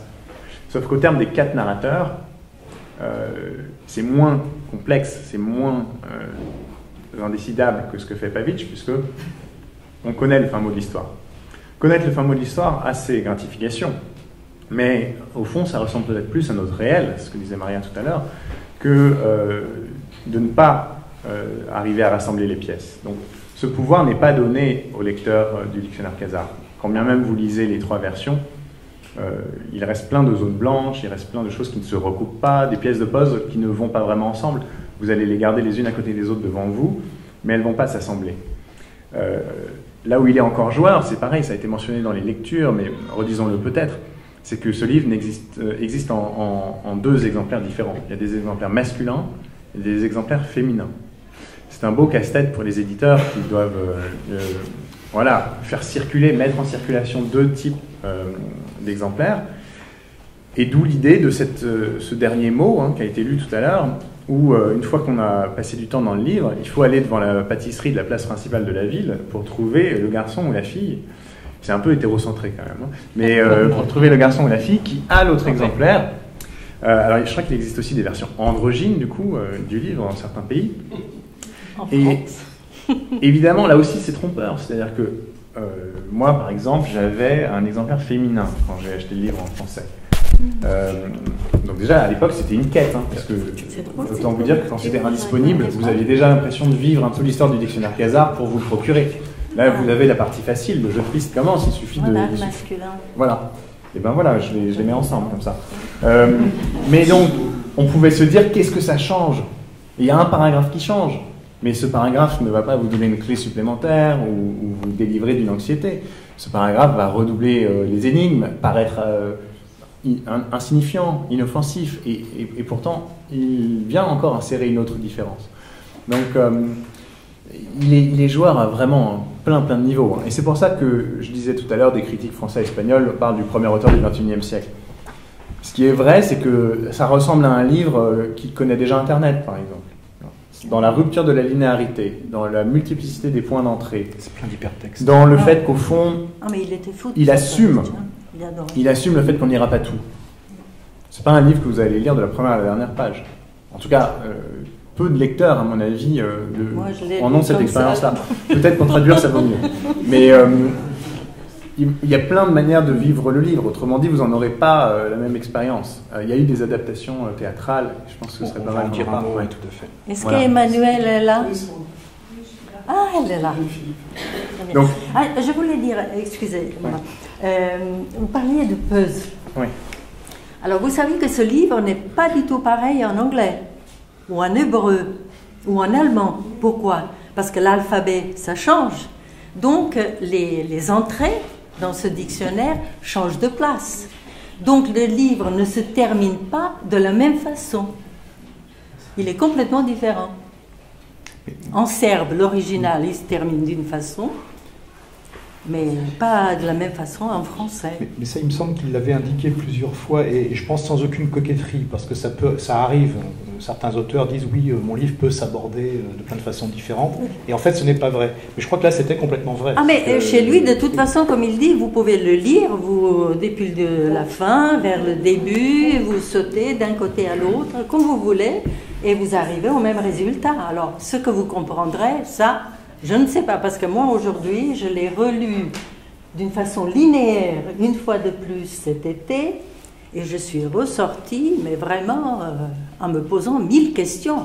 Pourtant, Dieu sait que j'ai passé des heures et des heures à plonger dedans, et je suis incapable de vous le raconter, à part de dire vraiment 3 livres, etc., questions Khazar, polémiques, mais de là, il faut vraiment le lire et prendre le plaisir, parce que cette poésie qu'il y a dedans, c'est moi qui traduis des poètes, franchement, c'est un des plus grands. Oui, c'est assez vertigineux. C'est pour ça que Hugues et moi, on a plein de notes, alors que d'habitude, on a moins, mais là, on est stressé par la complexité de l'objet, donc on s'appuie dessus. Vous en aurez, effectivement, chaque lecteur dans cette salle peut en avoir une expérience différente. C'est assez beau. Il n'y a pas tellement d'auteurs, finalement, qui exploitent ces possibilités à l'heure actuelle, puisque, au fond, c'est assez confortable pour un auteur que de savoir qu'il tient son lecteur, tant que le pacte narratif est respecté, le pacte de lecture. Je vous tiens, je vous donne les infos quand je veux. Je sais dans quel ordre vous les glanez. Et donc, je sais quels effets ces informations produisent sur vous. Ce confort, il y renonce de façon très radicale. Ça suppose vraiment une grande confiance dans son matériau. Et une grande ouverture, oui, parce que il ne sait absolument pas par où le lecteur va entamer. Et pourtant, c'est compréhensible, quelle que soit l'entrée que vous ouvrez. Alors évidemment, le ton de l'encyclopédie, ce ton assez pédagogue, alors évidemment, en l'occurrence, faussement pédagogue. Ouais. C'est-à-dire que à chaque fois qu'il paraît vous donner une explication, il vous donne une énigme supplémentaire, d'où les 1000 questions dont parlait Maria. Mais le ton de l'encyclopédie est un bon choix, quand même, générique, pour permettre cette ouverture-là. Parce que, quel que soit le moment du livre où vous entrez, on est censé vous dire où vous êtes. Pour mieux brouiller les pistes derrière, mais quand même. Néanmoins, ça suppose voilà, une confiance dans son matériau, et il inventait un mode d'emploi différent pour chacun de ses livres en plus. C'est pas un apax, c'est pas quelque chose qu'il a fait une fois dans son œuvre, dans un moment de grande audace. C'est quelque chose chez lui de beaucoup plus structurel, l'idée de lire en livre, d'inventer des structures réellement différentes. Je crois que c'est une des choses qui est fascinante, et notamment par rapport à des travaux auxquels il a été comparé parfois à cause justement de ce caractère expérimental quant à la structure narrative, qui étaient des travaux de type oulipien en fait. Mais il y a une rigueur dans la construction de l'outil narratif ad hoc, que ce soit pour le dictionnaire Casar, que ce soit pour Paysage peint avec du thé par exemple, où c'est flagrant. Il y a une rigueur, mais extrêmement forte. C'est-à-dire que vous verrez, et c'est pour ça que le dictionnaire Casar peut se lire et se relire, et que ça, c'est pas du tout une formule, c'est que la puissance des liens, des liens hypertextes en langage informatique, donc effectivement, de ce qui fait que avant Internet, avant l'hypertexte, en tout cas, c'était difficile de concevoir des renvois multiples. Le dictionnaire Casar le fait avec naturel, ça a l'air très naturel, alors que à chaque fois qu'on le relit, on s'aperçoit à quel point c'est machiavélique, au sens où rien n'est... Enfin, c'est de la fantaisie qui n'est pas du tout fantaisiste. C'est de la grande fantaisie de ce point de vue-là, parce que là, on n'a pas la grille de mots croisés sous-jacente comme dans Paysage peint avec du thé, mais on sent bien qu'il y a une structure extrêmement forte pour qu'on la sente plus. Une fois qu'on est lancé dans l'exploration, en choisissant un point d'entrée aléatoire, ou en le lisant dans l'ordre parce qu'on est discipliné, ou qu'il faut le traduire, c'est quand même plus pratique. Remarquez, j'aurais peut-être, c'était possible aussi, j'aurais pu faire comme les lecteurs, le traduire dans n'importe quel, ça aurait été peut-être très bien. Qu'est-ce que ça changerait? Rien. Ce sont des entrées, effectivement, peut-être rien, mais peut-être que la façon dont le sens d'un mot va s'éclairer par d'autres va changer. Et justement, c'est là qu'il y a une part de beauté, sans aller jusqu'à dans une visée complètement différente. Mais vous connaissez peut-être l'ouvrage de B.S. Johnson, en fait, Les Malchanceux, qui se présente, qui allait encore plus loin que Cortázar dans Marel, puisque ce ne sont plus des paragraphes numérotés, mais réellement une boîte. Et le seul impératif, donc, qui contient 300 feuillets, et ces feuillets, vous pouvez les jeter sur le sol de la pièce et les ramasser comme vous voulez. Le seul impératif, c'est de lire le feuillet numéro 1 en premier et le feuillet numéro 303 en dernier. Tout le reste, vous pouvez le lire dans l'ordre que vous voulez. Donc là, effectivement, on va aussi explorer une forme. Mais B.S. Johnson n'a jamais ni prétendu ni réalisé un travail dans lequel les résonances entre les différentes parties sont aussi puissantes et foisonnantes que le dictionnaire Casar. J'aurais bien aimé qu'on saisisse l'occasion de dire, parce que ça paraît, vu de loin, être un de ces livres qui défie la mise en scène. On se dit, ben voilà. Et j'aimerais bien qu'on puisse partager donc, comment ça a pu devenir un spectacle vivant. Défier la mise en scène, justement, ça la défie pas. C'est extrêmement théâtral. Et c'est ça, moi, j'ai découvert le dictionnaire Casar complètement néophyte, apostrophe. Donc, je vais chercher le bouquin le lendemain parce que Pavic m'avait beaucoup séduit. Et en le lisant, et j'avoue, je ne sais plus si je l'ai lu linéairement, je pense pas, je pense que j'ai sauté, puis après que j'ai relu, mais voilà. Mais finalement, ça n'avait pas beaucoup d'importance. Mais j'ai tout de suite projeté dans l'espace le dictionnaire Casar. Parce qu'en fait, c'est ça, la mise en scène du spectacle que nous avons fait il y a donc 25 ans, et je n'ai pas relu le dictionnaire Casar depuis, donc je n'ai pas la même, disons, vivacité des anecdotes, mais c'était donc de spatialiser le dictionnaire. Spatialiser le dictionnaire, ça veut dire que voilà, c'est une pièce, c'est une rubrique. Et donc ça veut dire un spectacle déambulatoire, comme le lecteur déambule dans le récit.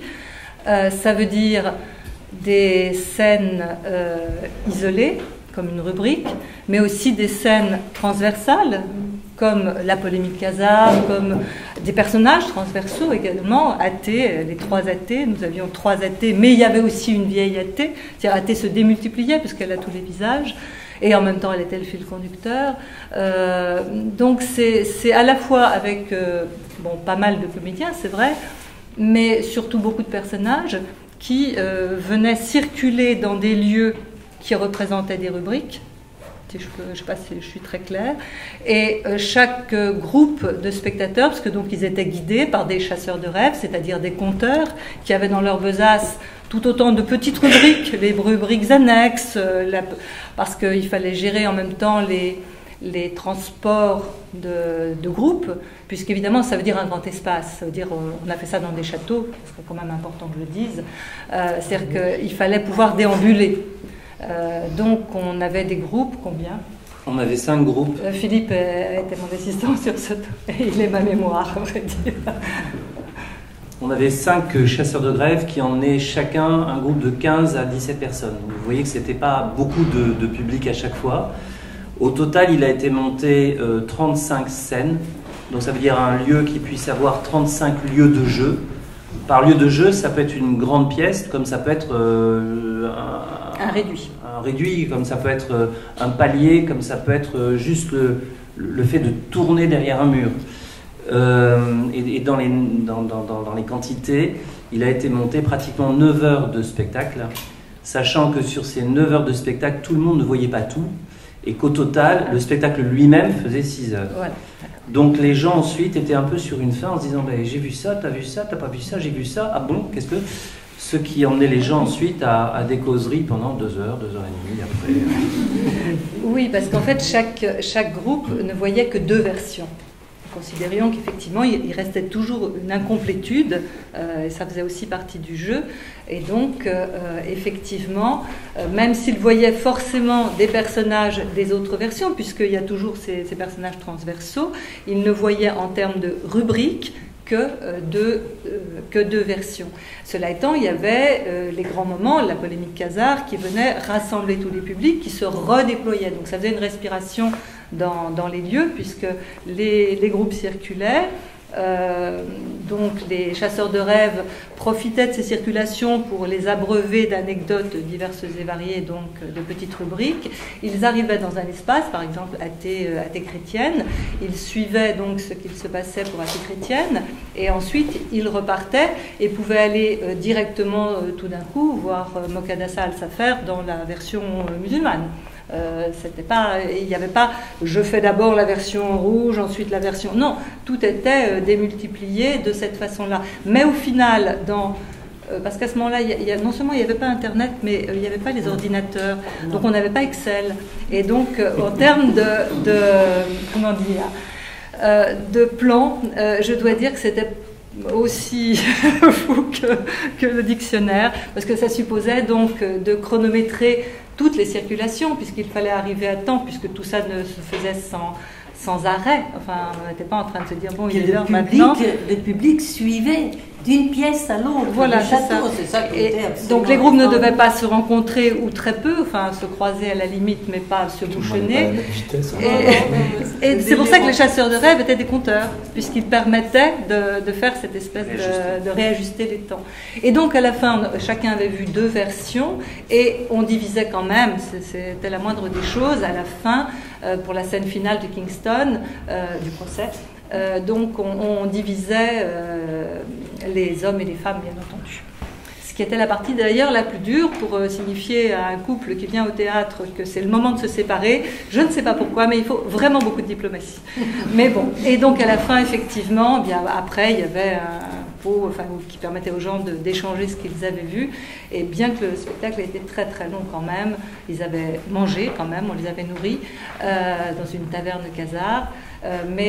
Donc, ils prenaient le temps effectivement de se raconter ce qu'ils avaient compris, ce qu'ils n'avaient pas vu, etc. Donc, mais en termes de reprendre votre question, la mise en scène, c'était très complexe, mais c'était très bête. C'était spatialiser le dictionnaire, c'est tout. Tu as des choses à rajouter, je suis sûre. Oui, des petites anecdotes. Une anecdote qui ravira peut-être tout le monde, c'est que le spectacle ne commençait jamais à la même heure. Et jour après jour, on était obligé de calculer l'heure. Et donc de 2 minutes en 2 minutes, on commençait plus tard tous les jours, parce qu'on devait arriver à un moment donné d'une scène commune où Masudi avait la révélation de ce qu'était Dieu, et en sortant de cette révélation, en sortant de cette espèce de charnier, il annonçait ce qu'était la parole de Dieu. Et Masudi devait annoncer ça, et le dernier mot devait arriver au moment où le soleil se couchait pile dans son dos. Donc il fallait calculer, tout étant chronométré, exactement à quelle heure ce jour-là le soleil se couche. Donc effectivement, entre le début et la fin de la saison, on avait 1 heure d'écart. J'exagère un petit peu. C'est beaucoup plus joli comme ça, même si ça ne s'est pas passé exactement comme ça. Personne d'entre nous n'a dit la vérité ce soir. De toute façon. Je voudrais ajouter quelque chose. Emmanuel disait que finalement c'est un texte qui s'y prêtait bien. Bon. Eh bien, les Polonais ont fait un grand spectacle, un énorme spectacle, qui a été d'ailleurs l'année dernière. Il a eu un grand prix. C'était, il paraît, magnifique, avec des moyens extraordinaires. Enfin voilà, donc dictionnaire Khazar à toutes les sauces. En fait, c'est 2 ans plus tard qu'on a fait. Parce qu'une fois qu'on a fait ce spectacle déambulatoire, qui était quand même assez lourd à 18 comédiens, c'est assez lourd à gérer quand même, on n'a pas tout de suite voulu quitter le dictionnaire Khazar. Enfin, on a fait un spectacle entre deux, mais on a réécrit une complètement autre adaptation du dictionnaire Khazar sur scène. Ouais. C'était un peu long, mais normal. Enfin, disons, 2h30. Voilà, ça devait faire 2h30. Bon, c'était difficile de faire moins quand même, mais c'était sur scène. Et on a tout rassemblé sur scène avec c'était plutôt comme des, comment on dit ça, des fusions, des impressions comme ça multiples qui se mettent sur la même scène, avec un décor qui avait été fait par Philippe d'ailleurs, qui était des sortes de falaises, mais sur lesquelles pouvaient se projeter des tas de choses. Et en fait, tout en fondant toujours ça sur les chasseurs de rêves, autant notre spectacle déambulatoire s'appelait Les chasseurs de rêves, parce qu'il y avait vraiment cette notion de la matière du rêve, qui est pour moi vraiment intrinsèque à l'écriture de Pavic et à ses paradoxes, et à ses associations, à la façon dont les personnages transversaux parfois sont tout à fait petits dans une histoire, on voit à peine leur nom et en fait ils deviennent un personnage principal dans une autre version. Enfin, toutes ces... ou un mot parfois seulement qu'on retrouve, ou l'histoire des perroquets de la mer Noire, enfin, toutes ces petites choses-là qui venaient traverser. J'ai perdu le fil à force de faire des boucles, voilà. C'est comme ça que je fais le dictionnaire Khazar, mais moi je ne me perdais pas à l'époque. Qu'est-ce que je voulais dire? J'ai oublié. Livre de Dom Manus. Et on a fait oui, on l'appelait Les chasseurs de rêves parce qu'il y avait vous voyez comme il est efficace. Donc parce que c'était cette notion comme ça d'être guidé par des chasseurs de rêves. Tandis que le livre de Dom Manus, le spectacle sur scène, se concentrait beaucoup plus sur le livre, sur la notion de donc ce dispositif du livre et de sa quête, en fait, voilà. Donc ça concentrait différemment. Et donc on a fait aussi un travail très pavitchien, puisqu'on a réinterprété complètement par un autre angle la même œuvre. J'aimerais juste une petite chose qui a quand même, à mon avis, son importance. On a eu la chance dans ce spectacle de mâcher ces mots, de les manger, de les digérer, de les dire. La langue est magnifique et la langue en français, on le doit à la traductrice. Et là, vraiment, je vous propose de le reconnaître. Il y a un travail merveilleux. J'ai pas lu en serbe, donc je peux pas comparer. Voilà. Mais quel bonheur vous nous avez donné, madame.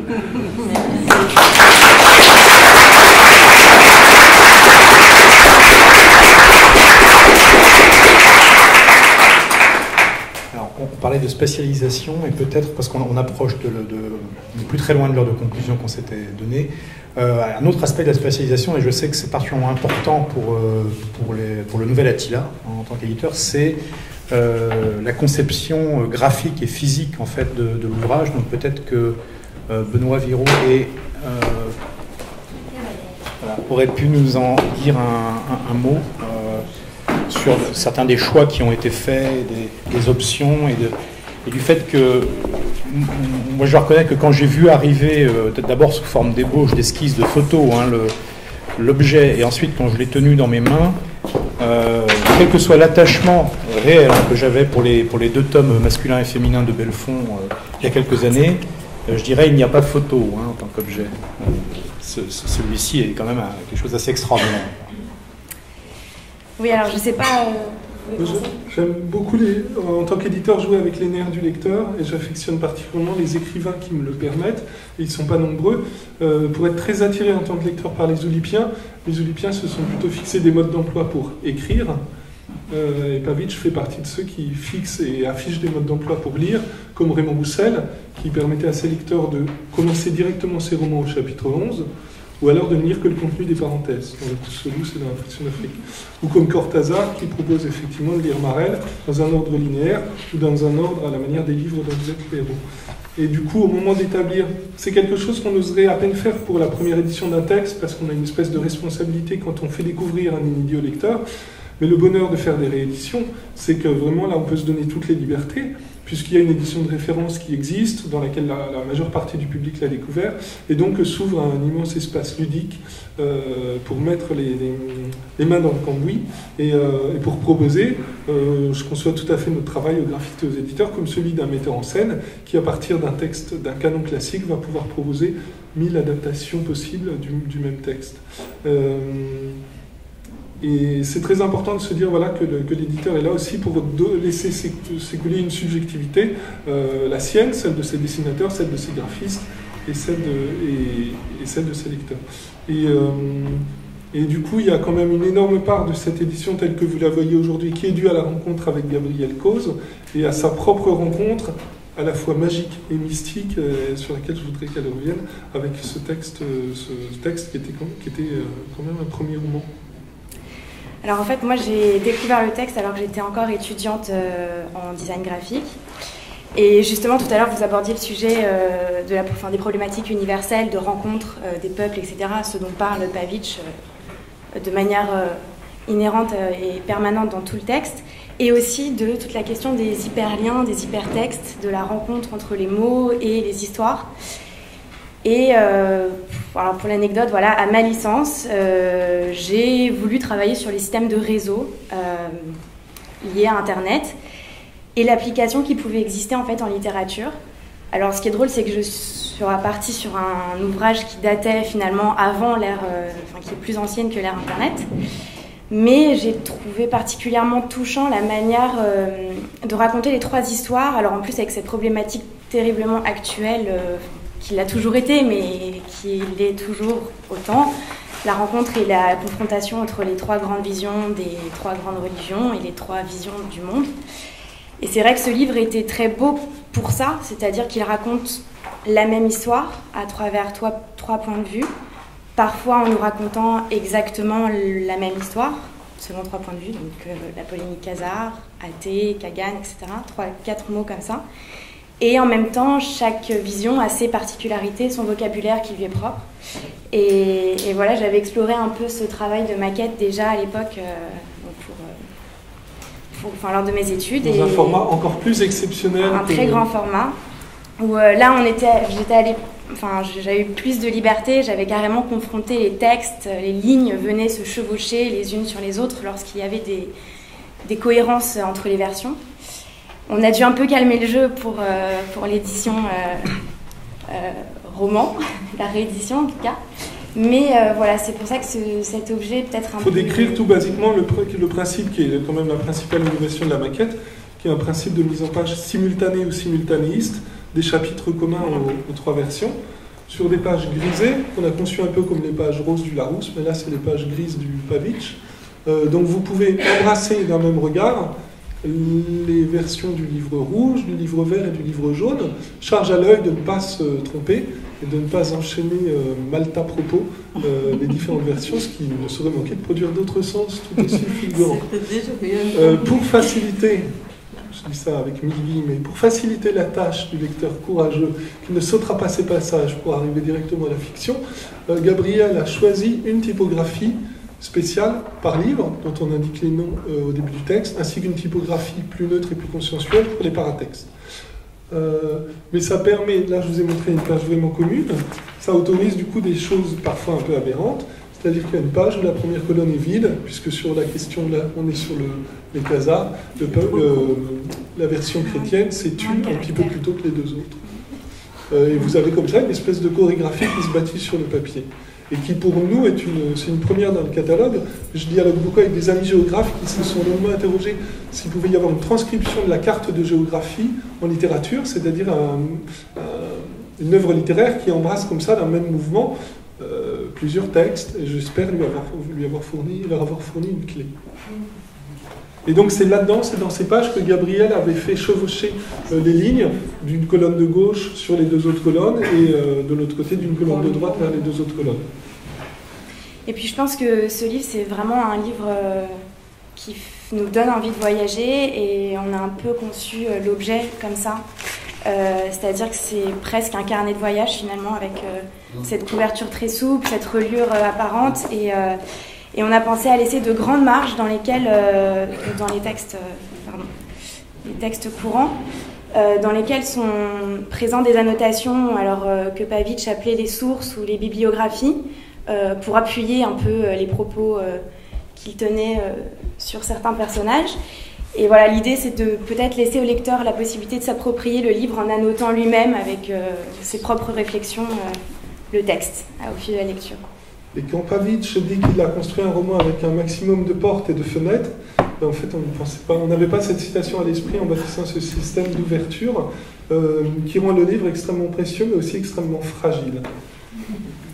Et donc il faut rendre hommage à la graphiste et rendre hommage à l'imprimeur qui, face à ce travail un peu difficile, a vraiment pris son temps. La couverture est imprimée en sérigraphie, de 2 couleurs différentes selon le sexe de l'édition. Et en fait, il a pris tellement de temps qu'il ne nous a livré pour la semaine du lancement que 100 exemplaires, la plupart d'entre eux étant déjà partis en service de presse auprès de journalistes et de libraires très gourmands et très curieux. Et donc, je préviens tout de suite, au risque de me faire molester à la sortie, il n'y aura pas de livre pour tout le monde, puisque nous n'avons dans la boîte à outils du libraire que 13 exemplaires physiquement ce soir. Mais les réservations sont ouvertes et le libraire garde les chèques. Le reliquat de l'édition nous sera livré lundi. Voilà. Vraiment motivé. Moi, je trouve que ça participe de l'aventure. C'est-à-dire que vous avez vu les difficultés qu'on a tous eues pour accéder à ce livre, enfin, historiquement, depuis l'an 800 jusqu'à aujourd'hui. Vous vous doutez bien que moi, quand il était indisponible, j'ai mis plus de 2 jours. Et donc, si vous croyez vous en sortir si facilement, ça ne va pas être le cas. Donc, il faut prendre ses réservations, réserver vos exemplaires. Il faut avoir une lecture des voies de communication entre les pays baltes, où est imprimé le livre, et Paris. Voilà, donc simplement, on peut pas, enfin on pourrait, vous sentez bien passer encore des heures sur Pavić et voir des nuits entières. Une chose qu'on ne peut pas aborder ce soir, faute de temps, mais qui mériterait tout un travail, c'est, alors que Pavić est un auteur qui est très contemporain et qui ne nous a quittés que relativement récemment, c'est d'ores et déjà sa profonde influence sur d'autres écrivains, et qui réussit cette prouesse qui n'est pas si fréquente, d'être à la fois un écrivain pour lecteur, comme ça a été dit, c'est-à-dire qu'il est vraiment... Et c'est aussi un écrivain pour écrivain, comme on le dit parfois, c'est-à-dire quelqu'un qui fascine les autres écrivains par sa puissance. Et la postérité d'ores et déjà des chasseurs de rêves. Alors, le rêve est une figure qui n'a pas attendu Milorad Pavić pour jouer un rôle en littérature, mais de façon aussi instrumentale, de façon aussi motrice dans la narration, c'est probablement une immense avancée. Et donc on s'est permis, comme on savait par Benoît que peu d'exemplaires seraient disponibles ce soir, pour ceux qui auraient quand même un peu de faim pour ce soir, de mettre quelques-uns des fils spirituels ou des gens qui ont résonné en fait avec Pavić, parmi lesquels il y a un romancier qui s'appelle Vincent Message, qui a écrit un excellent roman qui s'appelle L'Éveilleur, où il y a question de rêve, me semble-t-il. Il y a bien entendu Goran Petrović et son Atlas des reflets célestes, qui est paru, si je ne me trompe, 9 ans après le dictionnaire Khazar, mais qui mettait en scène, comme plus qu'un clin d'œil, comme un hommage, des chasseurs de rêves également. Et il y a un auteur comme Svetislav Basara, qui est quelqu'un qui est très différent de Milorad Pavić, mais avec qui il y a une résonance dans l'œuvre qui est très forte également. Et puis voilà, et on ne va pas dire que le plus rapide gagne, mais en tout cas merci beaucoup à... Pour étancher les frustrations, Et il n'y aura pas de vin serbe ce soir, mais je connais une excellente adresse rue Quincampoix qui s'appelle l'Art Brut, qui propose un petit blanc monténégrin et un petit rouge serbe de la plus belle eau. Voilà, donc en tout cas, merci à toutes et à tous pour cette soirée.